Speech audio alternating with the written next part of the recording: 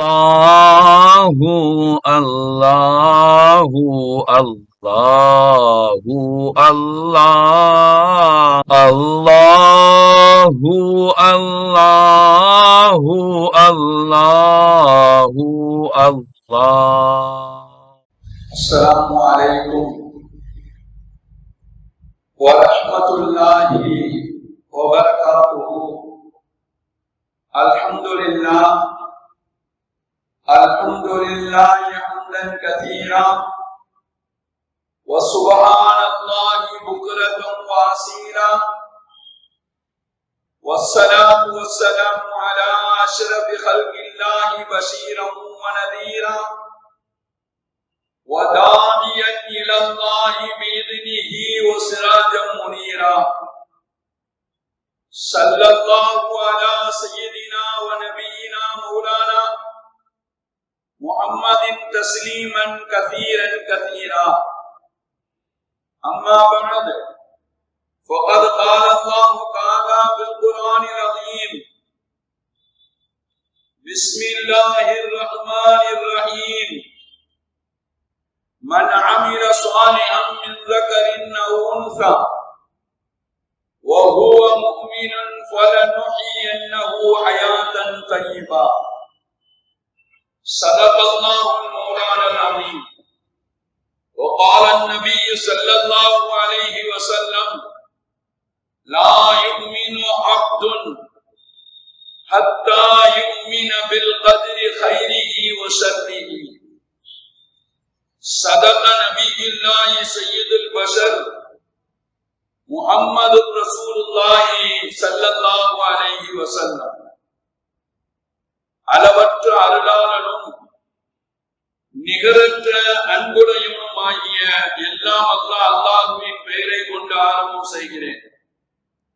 அவனுடைய அன்பும் அருளும் நமது உயிரிலும் மேலான காத்தமுன் நபியின் முஹம்மதுர் ரசூலுல்லாஹி ஸல்லல்லாஹு அலைஹி வஸல்லம் அவர்கள் மீதும் அவர்களை பின்பற்றி வாழ்ந்த சத்திய சஹாபாக்கள், தாபிஈன்கள், தபஅ தாபிஈன்கள், குறிப்பாக ஜும்மாவுடைய தொழுகையை நிறைவு செய்வதற்காக முன்னமே வந்து அமர்ந்திருக்கக்கூடிய நம் அனைவர்கள் மீதும், இனி வர இருக்கக்கூடிய மூமின்கள் அனைவர்கள் மீதும் அல்லாஹ்வின் அன்பும் அருளும் என்றென்றும் நின்று நிலவட்டுமாக என்ற நல்ல துஆக்களோடு எனது உரையை ஆரம்பம் செய்கிறேன்.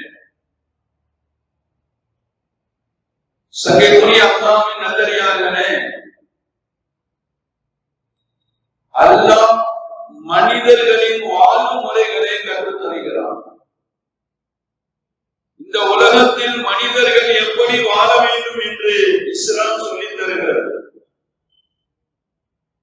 உலகத்தில் மனித வாழ்க்கை நல்லா இருப்பதற்கு அல்லாஹ் பல வழிகளை சொல்லித் தருகிறார்.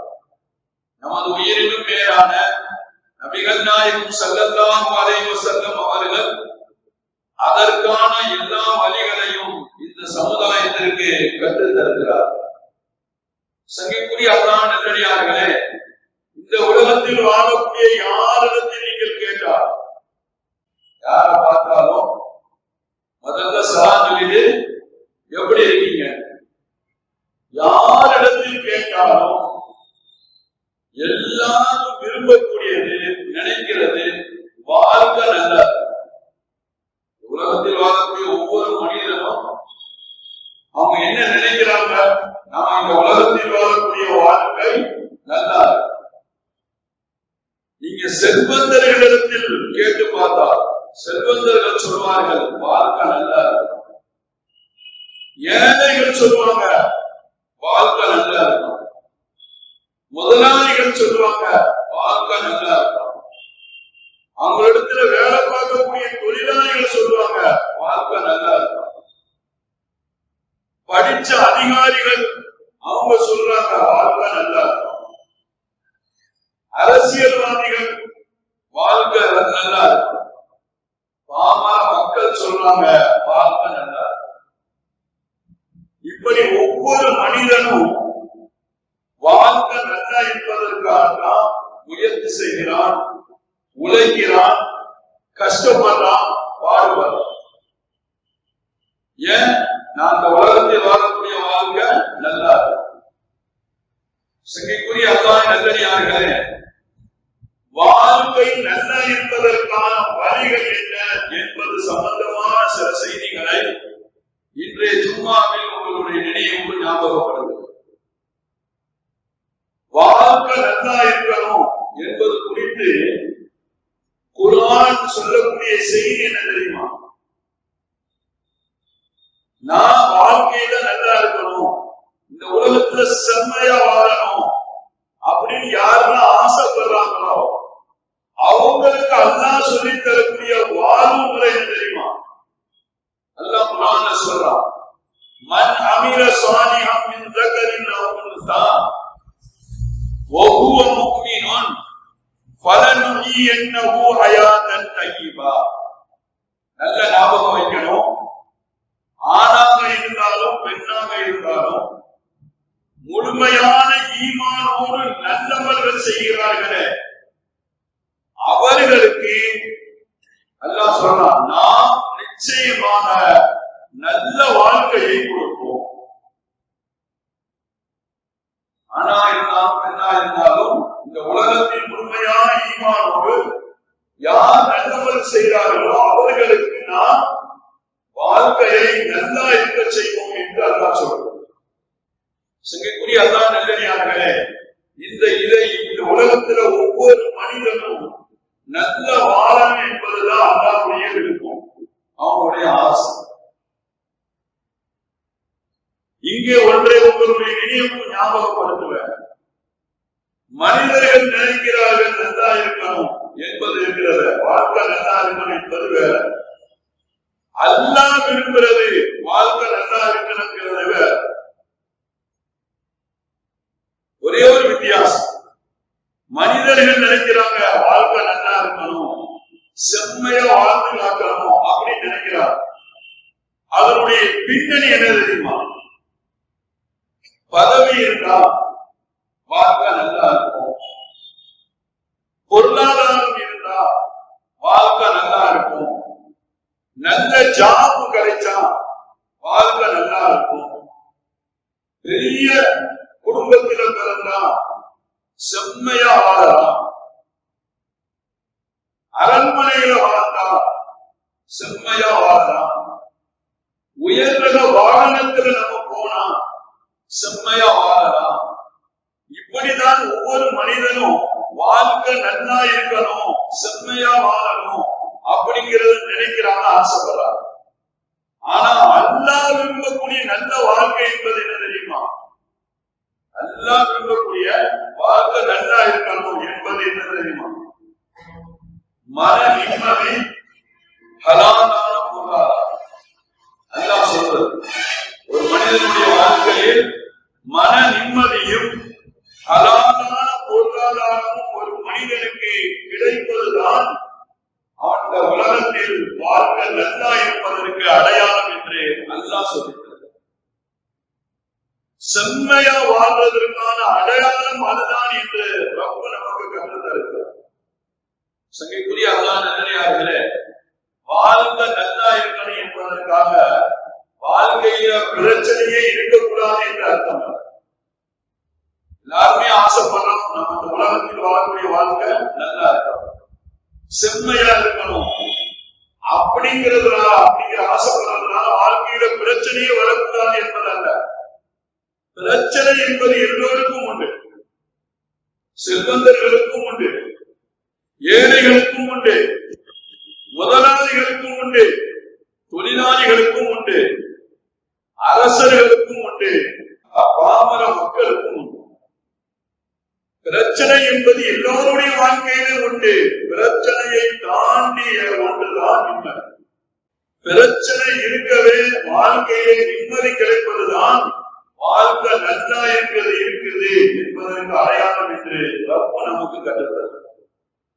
சங்கைக்குரிய அல்லாஹ் நல்லடியார்களே, 3 அம்சங்கள் இருக்கு. 3 அம்சங்கள். யாரெல்லாம் ஆசைப்படுறீங்களோ உலகத்துல நல்ல வாழணும், செம்மையா வாழணும் அப்படின்னு யாரெல்லாம் ஆசைப்படுறீங்களோ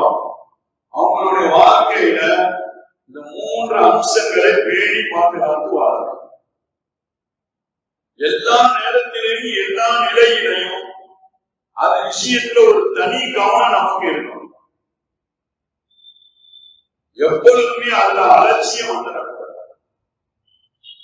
ஒருவேளை நம்ம வாழும் பொழுது அது அலட்சியமா இருந்துட்டு அப்படின்னு சொன்னா நல்ல வாழ்க்கையை இழந்துடும்,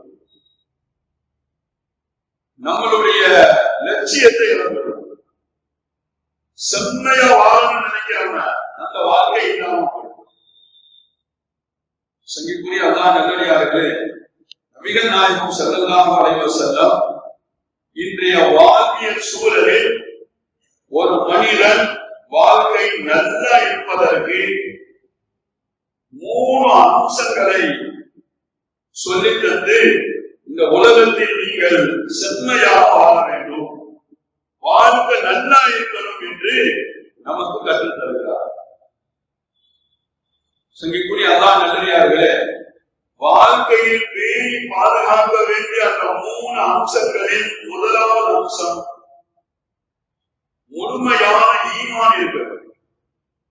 யாரெல்லாம் நல்ல வாழணுன்ற உலகத்தில் ஆசைப்படுறாங்க, மற்றவங்களுக்கு முன்னாடி செம்மையா வாழ்ந்து காட்டணும்னு நினைக்கிறாங்களோ அவங்க வாழ்க்கையில எல்லா நிலையிலும் முழுமையான ஈமான் இருக்கும்.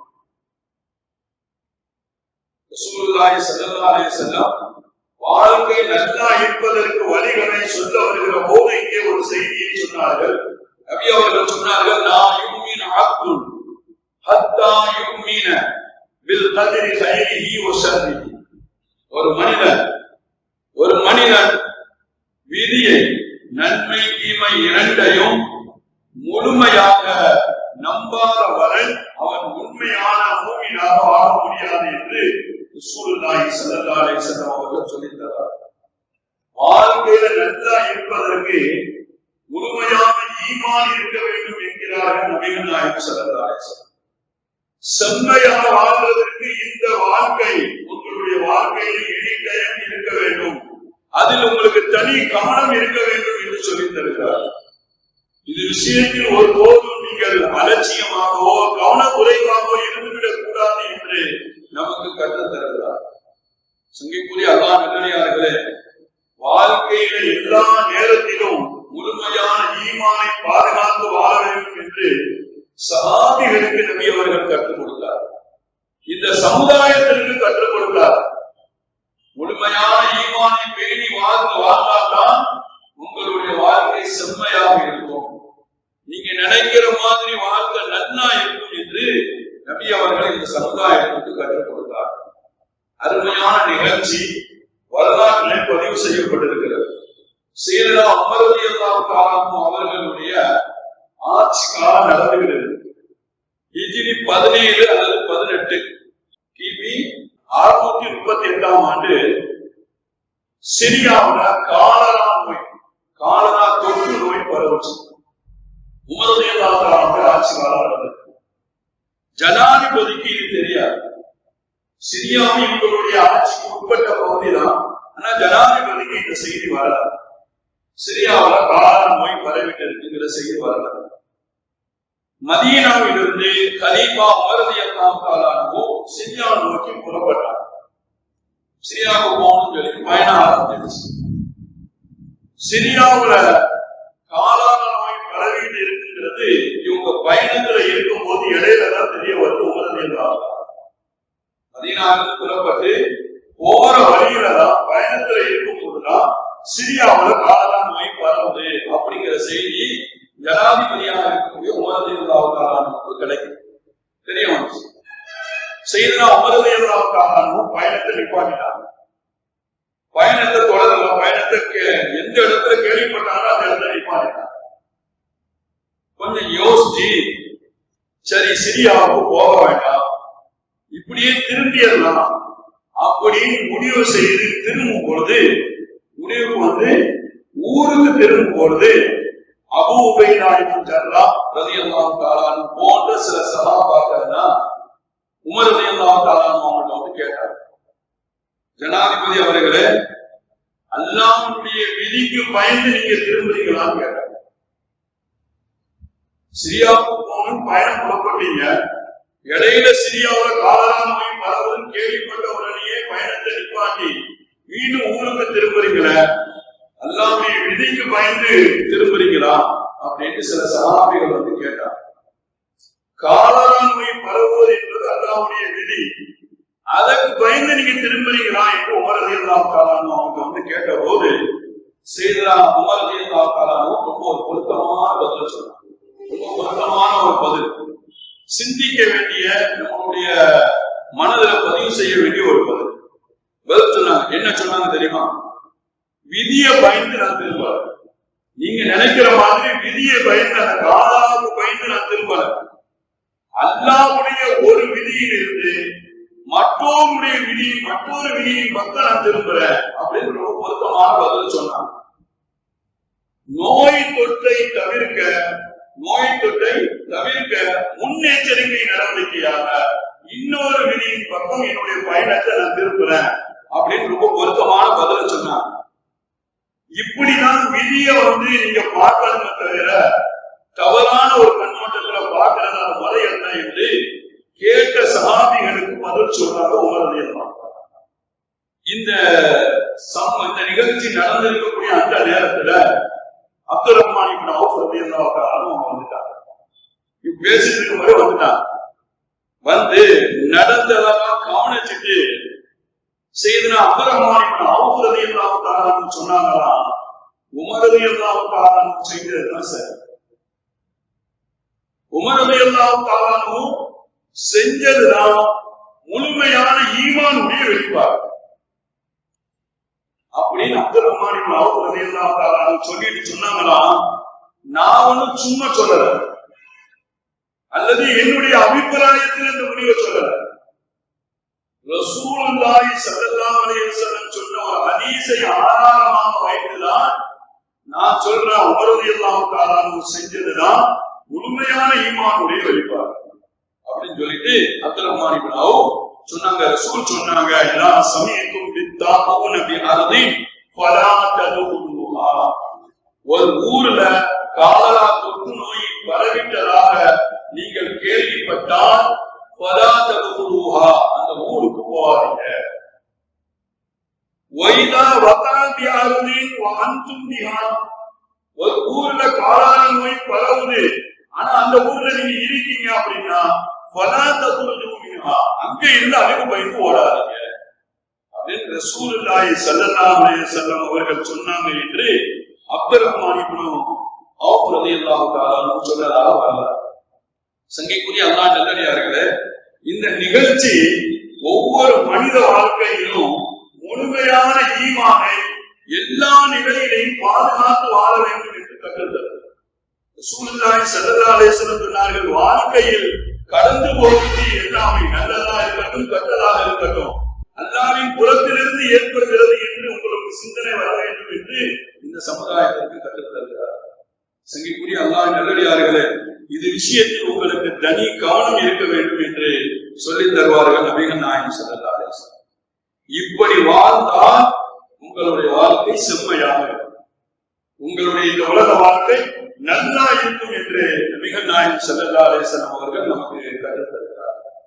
வாழ்க்கையில பேணி பாதுகாத்து வாழ வேண்டிய முக்கியமான 3 அம்சங்களில் 2வது அம்சம் நல்ல அமல்கள் இருக்க வேண்டும் என்று நபிகள் நாயகம் ஸல்லல்லாஹு அலைஹி வஸல்லம் சொல்லியிருக்கிறார். யாரெல்லாம் இந்த உலகத்துல நல்ல வாழணும்னு நினைக்கிறீங்களோ, செம்மையா வாழ்ந்து வாழணும்னு ஆசைப்படுறீங்களோ, அவங்களுக்கு இருக்க வேண்டிய 2வது அம்சம் நல்ல அமல்கள் இருக்க வேண்டும். நல்ல அமல்கள் நம்மிடம் இருக்க வேண்டிய முக்கியமான அம்சம், அமல்களில் தனி கவனம் இருக்கும். அல்லாஹ்வால் கடமையாக்கப்பட்ட அந்த கடமைகளில் நமக்கு எந்த நிலையிலும் அலட்சியம் வந்துவிடக் கூடாது என்று நபிகள் நாயகம் ஸல்லல்லாஹு அலைஹி வஸல்லம் சொல்லித்தார். அல்லாஹ் குர்ஆன்ல சொன்னார், மன் அமில ஸாலிஹன் மின் ذكرٍ أو أنثى وهو مؤمن فلنحيينه حياة طيبة. நல்ல அமல்கள் செய்பவர்களுக்கு நல்ல வாழ்க்கையை நாம் கொடுப்போம். யார் இந்த உலகத்துல நல்ல அமல் செய்யறாங்களோ அவங்களை இந்த உலகத்தில் செம்மையாக வாழ வைப்போம் என்று அல்லாஹ் குர்ஆனிலே சொன்னார். வாழ்க்கை நல்ல என்பதற்கு உங்கள்கிட்ட என்ன இருக்கணும்? நல்ல அமல்கள் இருக்க வேண்டும் என்று ரப்பு சொல்லித் தருகிறார்.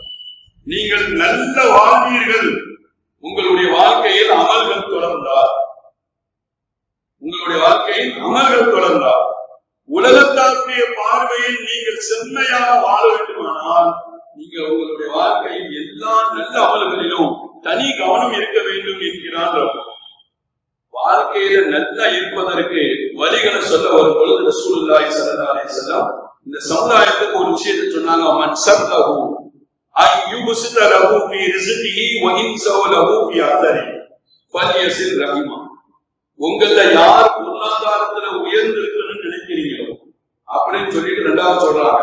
ரசூல் ரெண்டாவதா சொன்னாங்க, வாழ்க்கை நல்லா இருக்கணும்னு யாரு விரும்புறீங்களோ, யாரு வாழ்க்கை நல்லா இருக்கணும்னு நினைக்கிறீங்களோ, ஆசைப்படுறீங்களோ, அவங்க கிட்ட என்ன இருக்கணும்? ஃபல்யஸில் ரஹிமா, உறவுகளை பேணி வாழக்கூடிய அந்த நிலை இருக்கட்டும் என்கிறார்கள் ரசூலுல்லாஹி ஸல்லல்லாஹு அலைஹி வஸல்லம். வாழ்க்கையில நீங்க நல்லா இருக்கணுமா, நீங்க விரும்பினா உறவுகள் விஷயத்துல நீங்க நினைச்சீங்க சேர்ந்து வாழுங்கள், அது விஷயத்தில் தனி கவனம் வையுங்கள். உறவுகளுக்கு மதிக்கக்கூடிய மதிப்பதுதான் நல்ல அமல் என்று இபாதத் என்று ரசூலுல்லாஹி ஸல்லல்லாஹு அலைஹி வஸல்லம் அவர்கள் இந்த சமுதாயத்திற்கு கற்றுத் தருகிறார். சங்கிக்குரிய அல்லாஹ்வின் நல்லடியார்களே, யார் இந்த உலகத்தின் நல்ல அமல்கள் செய்யறாங்களோ அவங்களுக்கு அல்லாஹ் நல்ல வாழ்க்கையை வழங்குவான் என்பதற்கு வரலாற்று ஆசிரியர் ஒரு அழகான நிகழ்ச்சியை உங்களுடைய நினைவுக்கு ஞாபகப்படுத்துகிறார். ரசூலுல்லாஹி ஸல்லல்லாஹு அலைஹி வஸல்லம் இஸ்லாமிய வரலாற்றில் ஒரு கஷ்டமான போர் அப்படின்னா தபூக்குடைய போரை சொல்லுவாங்க. வரலாற்று ஆசிரியர்கள் இஸ்லாமிய வரலாற்றிலேயே ரொம்ப கஷ்டமான போர் என்ற போர்னா தபூக்குடைய போர் தான் அவங்க குறிப்பிடுவாங்க. அவ்வளவு கஷ்டமான போர்.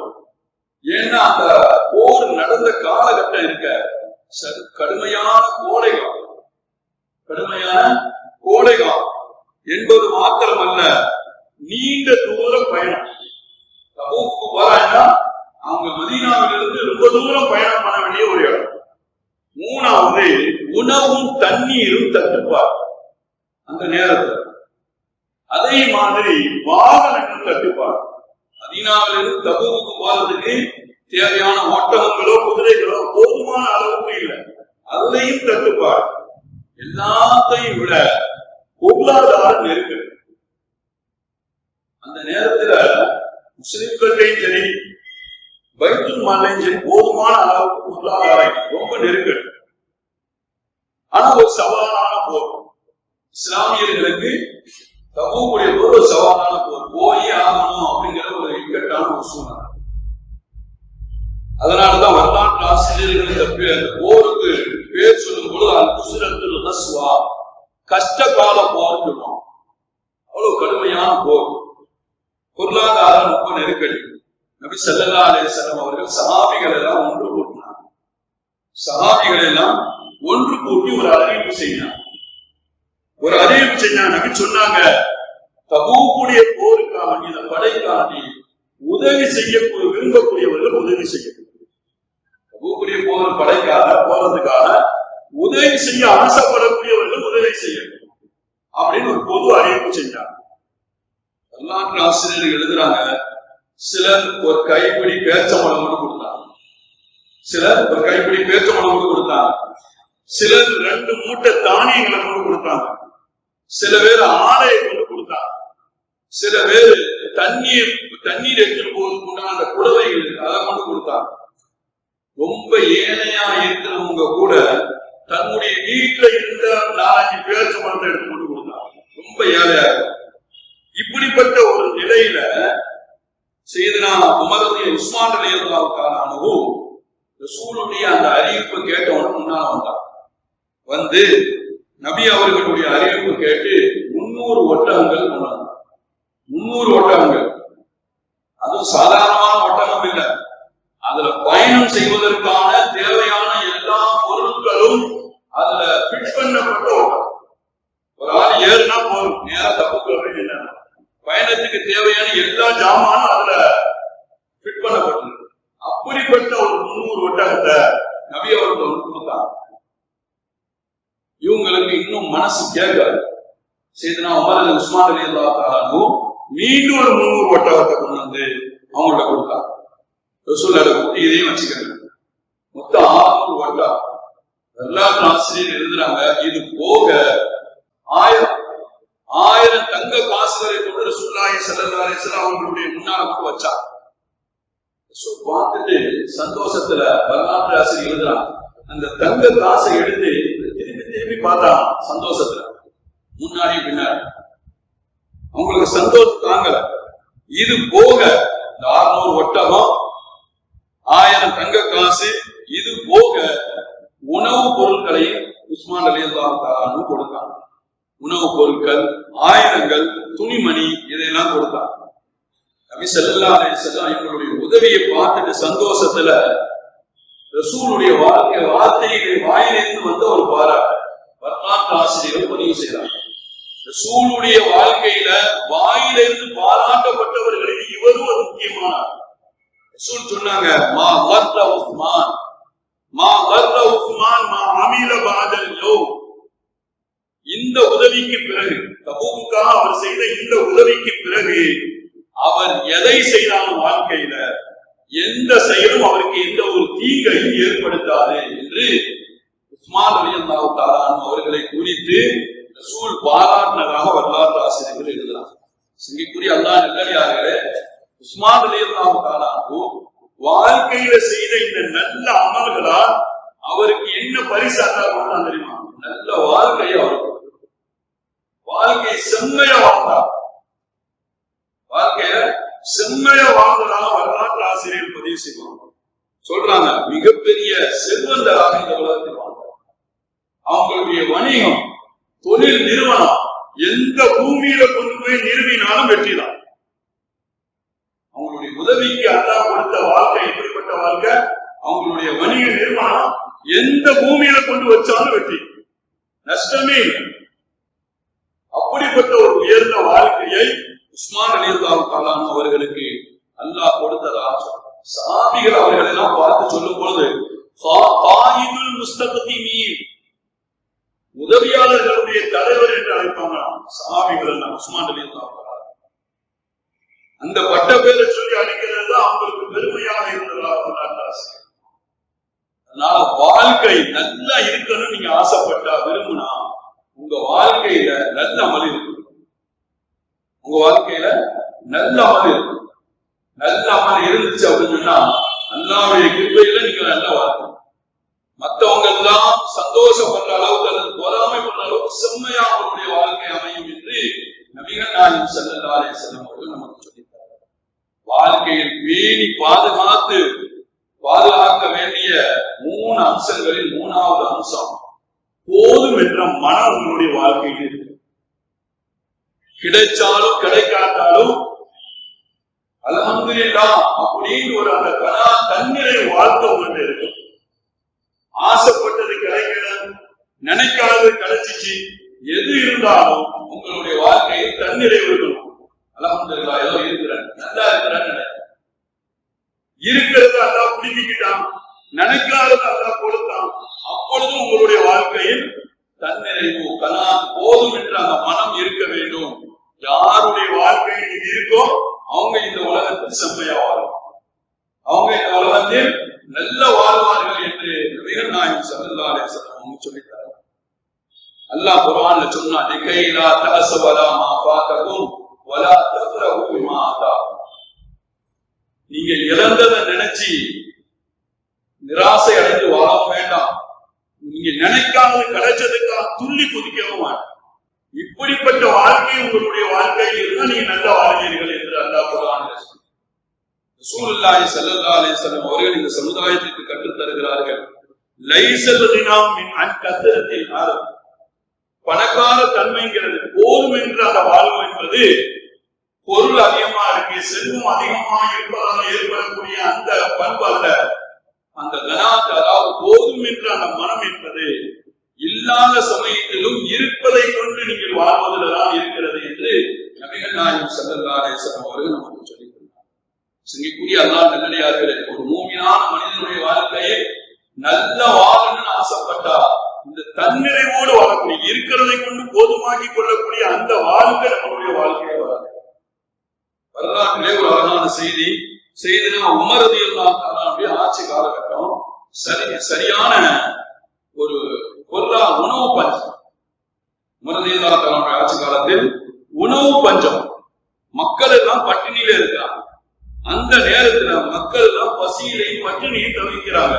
அவங்களுக்கு கொடுப்பதற்கான உணவு கூட அரசாங்கத்துல இல்லை. ஆனா உமர் ரலியல்லாஹு தஆலா அன்ஹு கனாத்தோடு வாழ்ந்தாங்க. அந்த நேரத்துல தன்னுடைய உடலையும் வயிறையும் பட்டினி போட்டு வாழ்ந்தாங்க. தானும் சாப்பிட மாட்டான். தன்னுடைய மக்கள், தனக்கு கீழே இருக்கக்கூடிய மக்கள் உணவு பஞ்சத்தால் வறுமையில கஷ்டப்படுற காரணத்தினால் அவங்க பசியோடு இருக்கிறதுனால இவங்களும் பசியா இருக்கு. உமர் ரலியல்லாஹு தஆலா அவங்கள்ட்ட போய் கேட்டாங்கன்னா, உங்கள்கிட்ட தான் அரிசி பருப்பு காய்கறி இருக்க, சாப்பிட வேண்டியதான். செய்தனா உமர் ரலியல்லாஹு தஆலா ரொம்ப அருமையான பதில் சொன்னாங்கன்னா, கைப்ப அஷ்பஹு வன்னாசியா, மக்கள் எல்லாம் உணவு பட்டினியால், உணவு நெருக்கடியால், வறட்சியால் பட்டினியில் இருக்கும்போது கைப்ப அஷ்பஹு, நான் மட்டும் வயிறு நிரம்ப எப்படி என்னால சாப்பிட்டு வாழ முடியும்? அதனால வயிறு பசிக்கிற வரைக்கும், உடல் பசின்னு கேட்கிற வரைக்கும் அவங்க பட்னியாக வாழ்ந்ததாக வரலாற்று ஆசிரியர். அவங்க வாழ்க்கையில் வாழ்ந்த அந்த தலாத்துடைய வாழ்க்கைதான் அவங்களுடைய வரலாறு. இன்னைக்கும் வாழ்க்கை செம்மையாக வாழ்ந்தவர்கள் என்று எல்லோராலும் பாராட்டுகிறார். இன்னைக்கு ஆட்சியினுடைய முறையில் எடுத்தாலும் உமர் ரலியல்லாஹு தஆலா ஆட்சி வழங்குகிறார். குடும்ப நிலைகள் எடுத்தாலும் உமர் ரலியல்லாஹு தஆலா அவர்கள் மாறி வாழணும். அன்னைக்கு அவங்களுக்கு கீழே வாழ்ந்த பாமர மக்கள் கூட ஜனாதிபதியை அதிகம் உயிருக்கும் உயிராக நேசித்ததாக வரலாற்று. ஏன்னா அவங்களுடைய கனாத்துடைய வாழ்க்கை போதும் என்ற வாழ்க்கை, தன்னிடத்தில் உள்ள இருப்பதை கொண்டு வாழ்ந்த வாழ்க்கையினால் அவங்க செம்மையாக வாழ்ந்தார்கள். அவங்க வாழ்க்கை நல்லா இருந்துச்சு என்று வரலாற்று ஆசிரியர் நமக்கு சொல்லித் தருகிறார். சங்கிக்குரிய அல்லாஹ் நல்லடியார்களே, நாம இந்த உலகத்தில் நல்ல வாழணும்னு ஆசைப்படுறோம். எல்லாருக்கும் முன்னாடி செம்மையா வாழ்ந்து காட்டணும்னு ஆசைப்பட்டா நம்மளுடைய வாழ்க்கையில் வர வேண்டிய 3 அம்சங்கள், எல்லா நேரமும் அதில் தனி கவனம் இருக்க வேண்டும். எல்லா விஷயத்திலையும் அதில் அலட்சியம் வந்து விடக்கூடாது என்று மார்க்கம் நமக்கு சொல்லித் தருகிறது. நம்மளுடைய வாழ்க்கையில் இந்த பண்பை கொண்டுதான் இந்த உலக வாழ்க்கையில் நாம் நல்ல வாழ முடியும், செம்மையாக வாழ முடியும் என்று மார்க்கம் நமக்கு சொல்லித் தருகிறது. எதை சொன்னோமோ, எதை கேட்டோமோ அதன்படி வாழக்கூடிய உயர்ந்த பாக்கியத்தை அல்லாஹ் நம் எல்லோருக்கும் தந்தல் புரிவானாக. வாழும் காலமெல்லாம் இந்த 3 அம்சங்களை வாழ்க்கையாக்கி வாழக்கூடிய உயர்ந்த பாக்கியத்தை அல்லாஹ் நம் எல்லோருக்கும் தந்தல் புரிவானாக. எல்லோருடைய உலகத்தாருடைய பார்வையிலும் அல்லாஹ்வினுடைய பார்வையிலும் செம்மையாக வாழக்கூடிய உயர்ந்த பாக்கியத்தை அல்லாஹ் நமக்கும் நம்முடைய சந்ததிகளுக்கும் தந்தல் புரிவானாக. கட்டுப்பாடு இல்லாத, நோய் நொறுக்க நெருக்கடி இல்லாத, சோதனை இல்லாத உயர்ந்த வாழ்க்கையை அல்லாஹ் நம் அனைவருக்கும் நசீபாக்கி தந்தல்வானாக என்ற நல்ல துவாக்களோடு உங்கள் அனைவருடைய துவாவையும் ஆதரவு வைத்து என்னுடைய வார்த்தைகளை நிறைவுபடுத்துகிறேன். அஸ்ஸலாமு அலைக்கும் வரஹ்மத்துல்லாஹி வபரகாத்துஹு.